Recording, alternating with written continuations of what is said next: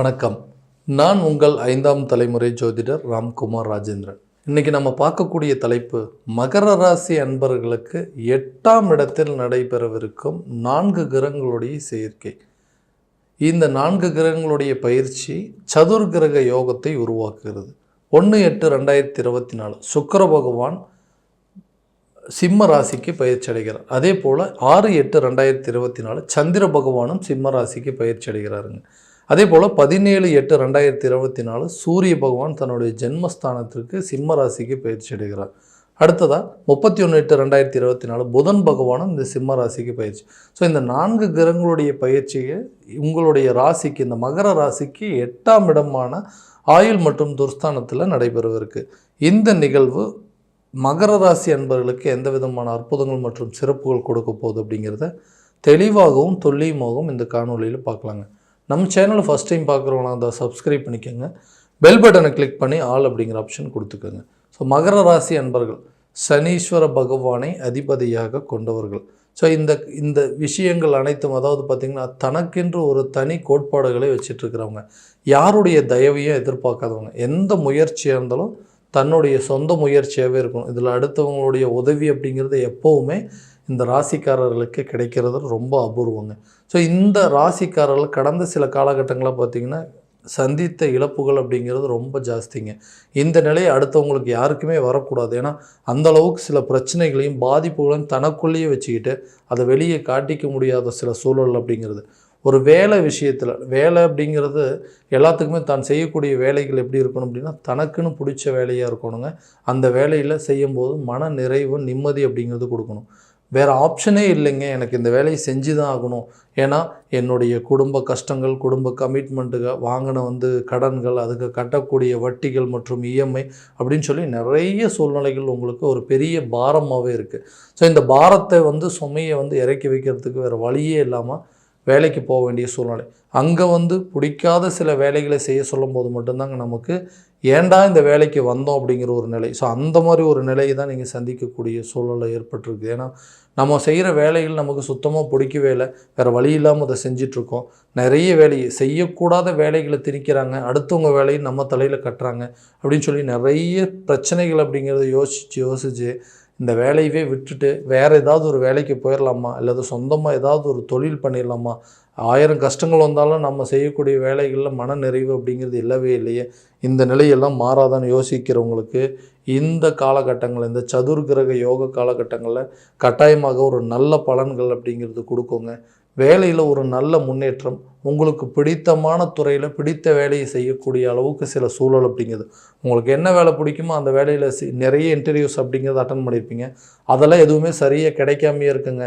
எந்த ஒரு ரிசல்ட்டும் இல்லை, கிணத்துல போட்டு கல் மாதிரி அப்படியே நிற்கிது. நிறைய இன்டர்வியூஸ் அட்டன் பண்ணிட்டானே, எதுவுமே எனக்கு ரிசல்ட் கிடைக்கல. எனக்கு தெரியுங்க, நான் நல்லா கான்ஃபிடென்ட் தான் அட்டன் பண்ணியிருக்கேன், ஆனால் எனக்கு சரியாக வேலை கிடைக்கலன்னு சொல்லக்கூடிய நபர்களுக்கு வேலை கிடைப்பதற்கான சூழல் அப்படிங்கிறது உருவாகுங்க. அதே அடுத்த சமயம் நீங்கள் செய்கிற வேலையில் ஒரு இம்ப்ரூவ்மெண்ட் இல்லாமல் இருக்குதுங்க.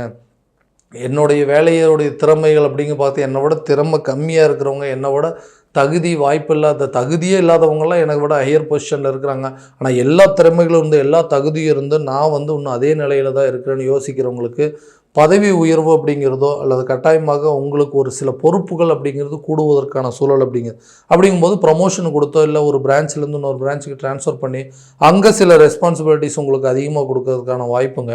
இல்லை அப்படின்னா உங்களுடைய டார்கெட்டை கொஞ்சம் அதிகப்படுத்தி அதை கண்டிப்பாக அச்சீவ் பண்ணி முடிச்சிங்க அப்படின்னா உங்களுக்கு நிறைய ஒரு ப்ரமோஷனோ ஒரு சேலரியோ இல்லை ஒரு போனஸ் அப்படிங்கிறது கொடுப்பதற்கான சூழலை உருவாக்கக்கூடிய காலகட்டமாக இருக்க போதுங்க இந்த சதுர்கிரக யோகம்.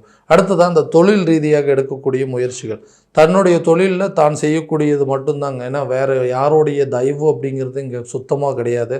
ஏன்னா தனக்கு தெரியும் தான் ஒரு வேலையில் இறங்குறோம் அப்படின்னா அதனுடைய ஆழம் என்ன, அதனுடைய லாபங்கள் என்ன, அதில் என்ன நஷ்டங்கள் வரும் அப்படிங்கிறது எல்லாத்தையுமே தெரிஞ்சு நிறைய தொழில்நுட்ப அறிவோடு தான் இந்த தொழில் அப்படிங்கிறது ஆரம்பிச்சிங்க. ஆனால் இதில் யாருடைய சப்போர்ட்டையும் நீங்கள் எதிர்பார்க்கல. பட் அதில் ஒரு சில மந்த நிலைகள் கொடுக்குது. ஏன் இந்த நிலையில் இருக்குது, நம்ம வந்து பர்ஃபெக்டாக தான் எல்லாமே கரெக்டாக தான் பண்ணிகிட்ருக்கோம், ஆனால் ஏதோ ஒரு விஷயத்தில் நம்மளை வந்து தேவையில்லாத இடையூறுகள் அப்படிங்கிறது வருது. நம்ம கீழே வேலை செஞ்சிட்ருக்கிறவங்க, நம்ம தொழில் செய்கிற இடத்துல நமக்கு கீழே வேலை செய்கிறவங்க கூட அவங்களுடைய விஷயத்தில் நமக்கு சப்போர்ட் அப்படிங்கிறது இருக்கவே மாட்டேங்குது. திடீர்னு 4 நாள் வந்து வேலைக்கு வராங்க, ஒரு 2 நாள் வேலைக்கு வரதில்லை. இதனால் வந்து எனக்கு சில இடத்துல கொடுக்கக்கூடிய கமிட்மெண்ட் அப்படிங்கிறதெல்லாம் ஹோல்ட் ஆகிருக்குங்க. இதனால் எனக்கு நான் கொடுத்த என்கிட்ட கொடுத்த ஆர்டரை கரெக்டான நேரத்தில் டெலிவர் பண்ண முடியாமல் இருக்குது. ஸோ இதனால் என்னுடைய பேர் கெட்டுட்ருக்குன்னு சொல்லக்கூடிய நபர்களுக்கு இந்த தருணத்தில் உங்களுக்கு கீழே வேலை செஞ்சிட்ருக்கிறவங்க, உங்களுடைய ஸ்தாபனத்தில் வேலை செய்கிறவங்க கரெக்டான காலகட்டங்களில் அவங்கள எல்லாத்தையுமே மாற்றிட்டு புதிய நபர்களை வந்து புதுசாக வேலைக்கு வச்சு அவங்கக்கிட்ட இருந்து நல்ல பிஸ்னஸ் வாங்குறதுக்கு நல்ல ஒரு காலகட்டமாக அமைய போதுங்க.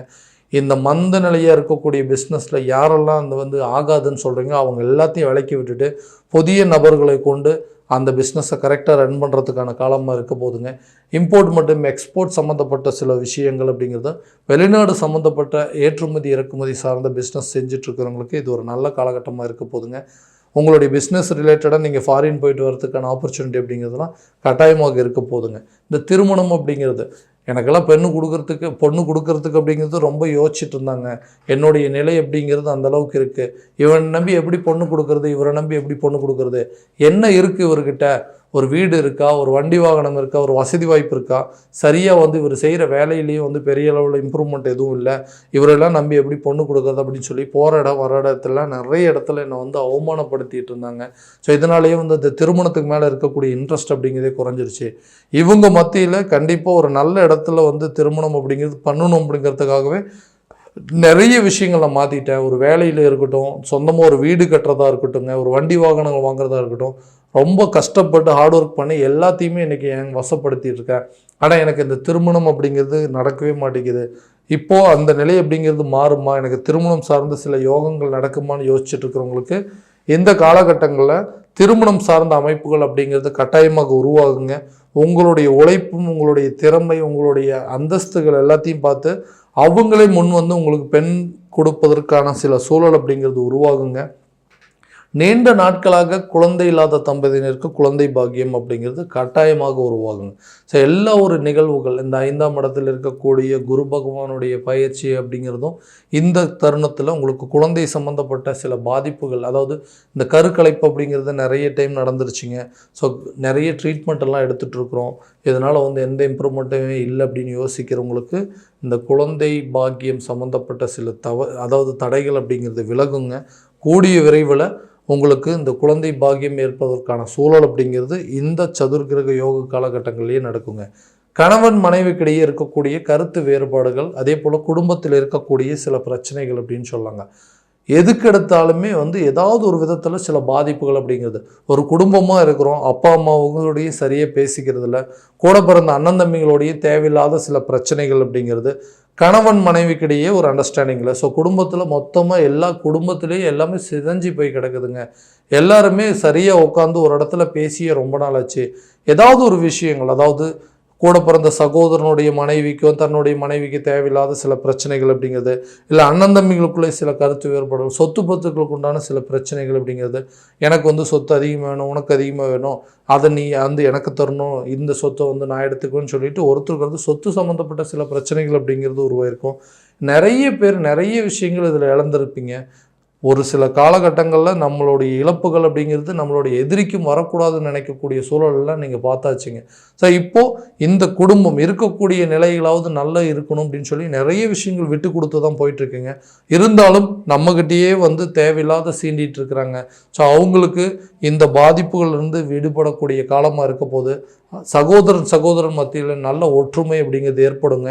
கணவன் மனைவிக்கிடையே ஒரு நல்ல அந்யோன்யம் அப்படிங்கிறது, ரொம்ப நாளாக பிரிஞ்சிருந்தவங்க கூட ஒன்று சேர்றதற்கான வாய்ப்பு அப்படிங்கிறதும், அதே போல் ரொம்ப நாள் ஆசைங்க ஒரு இடம் வாங்கணும் அப்படின்னு சொல்லிட்டு அந்த இடம் வாங்கி அந்த இடத்துல சொந்தமாக ஒரு வீடு கட்டணும், மற்றவங்க முன்னாடி நம்மளும் ஒரு நல்ல நிலையில் இருக்கணும் அப்படின்னு யோசிக்கிறவங்களுக்கு சொந்தமாக இடம் வாங்குவதற்கான சில வாய்ப்புகளும், அதே போல் அந்த சொந்த இடம் வச்சிருக்கிறவங்க அந்த சொந்த இடத்துல வீடு கட்டுவதற்கான சில யோகமாக அப்படிங்கிறது உருவாக போகுதுங்க. உடல் ரீதியாக இருக்கக்கூடிய பாதிப்புகள் அப்படிங்கிறது கட்டாயம் விலகும். ஏன்னா அந்த ஆயுள் ஸ்தானத்தில் நடைபெறக்கூடிய சில இந்த கிரகங்களுடைய பெயர்ச்சி காலத்தில் இதுவரைக்கும் உடல் ரீதியாக இருந்த அந்த பாதிப்புகள் அப்படிங்கிறது உங்களுக்கு விலகுங்க. இந்த உடல் அதாவது இந்த பிபி சம்மந்தப்பட்டது இல்லை அதாவது சர்க்கரை சம்மந்தப்பட்ட சில நோய்கள் அப்படிங்கிறது கொஞ்சம் கொஞ்சமாக குறையிறதுக்கான வாய்ப்பு அப்படிங்கிறதும், இந்த ஆயுள் சம்மந்தப்பட்ட சில பீதிகள் அப்படிங்கிறது விலகுங்க. ஏதாவது நமக்கு ஆபத்து நடந்துருமோ, இல்லை உயிருக்கு ஏதாவது ஆபத்து நடந்துருமோ, ஏன்னா உடல் ரீதியாக அவ்வளோ பாதிப்புகள் கொடுத்துட்டே இருக்குது. இந்த நிகழ்வுகள்லாம் எப்போ தான் முடியும், நானும் மற்றவங்க போல் சகஜமாக வாழ முடியுமான்னு யோசிச்சுட்டு இருக்கிறவங்களுக்கு ஆயுள் சம்மந்தப்பட்டு இருக்கக்கூடிய பாதிப்புகள் அனைத்தும் விலகி உடல் ரீதியாக நல்ல ஒரு முன்னேற்றம் அப்படிங்கிறது கொடுக்குங்க. குழந்தைங்களுடைய கல்வியில் நல்ல ஒரு அதாவது முன்னேற்றம் அப்படிங்கிறதும் அதாவது குழந்தைங்களுடைய கல்வி தான் என்னுடைய லட்சியம் அப்படின்னு அவர் நினச்சி வாழ்க்கை வாழ்ந்துட்டுருக்கிறவங்களுக்கு கண்டிப்பாக குழந்தைங்களுடைய கல்வியில் நல்ல ஒரு முன்னேற்றம் அப்படிங்கிறது இருக்கும். கல்வியில் அவங்க நல்ல ஒரு ரிசல்ட் கொடுத்து அந்த ரிசல்ட்டில் நல்ல மார்க் எடுத்துங்க, நல்ல ஹையர் ஸ்டடீஸ் படிக்கிறதுக்கான சில வாய்ப்புகள் அப்படிங்கிறது உருவாக்குங்க. இது வரைக்கும் நம்ம பார்த்தது எல்லாமே பார்த்திங்கன்னா கோச்சார பலன்கள் மட்டும்தான். இந்த பலன்கள் அனைத்தும் உங்களுக்கு நடக்குமா அப்படின்னா உங்களுடைய ஜனனகால ஜாதகத்தை முழுமையான விதத்தில் தெரிஞ்சுக்கிட்டு அதற்குண்டானபடி சில முயற்சிகள் எடுத்தீங்க அப்படின்னா எல்லா விதமான வெற்றிகள் அப்படிங்கிறது கட்டாயம் கிடைக்குங்க. ஸோ உங்களுடைய ஜாதகம் எங்கிட்ட பார்க்கணும் அப்படின்னு ஆசைப்பட்டீங்கன்னா கீழே இருக்க நம்பருக்கு கான்டாக்ட் பண்ணி அப்பாயின்மெண்ட் ஃபிக்ஸ் பண்ணிக்கோங்க. அப்படி இல்லையா உங்களுடைய ஜாதகத்தை வாட்ஸ்அப்பில் அனுப்பிச்சி வச்சிங்க அப்படின்னா தெளிவான முறையில் கணிச்சு துல்லியமான பலன்கள் அப்படிங்கிறது உங்களுக்கு தெரியப்படுத்தப்படும். மீண்டும் அடுத்த காணொலியில் உங்களை சந்திக்கும் வரை உங்களிடமிருந்து விடைபெறுவது உங்கள் ராம்குமார் ராஜேந்திரன். நன்றி.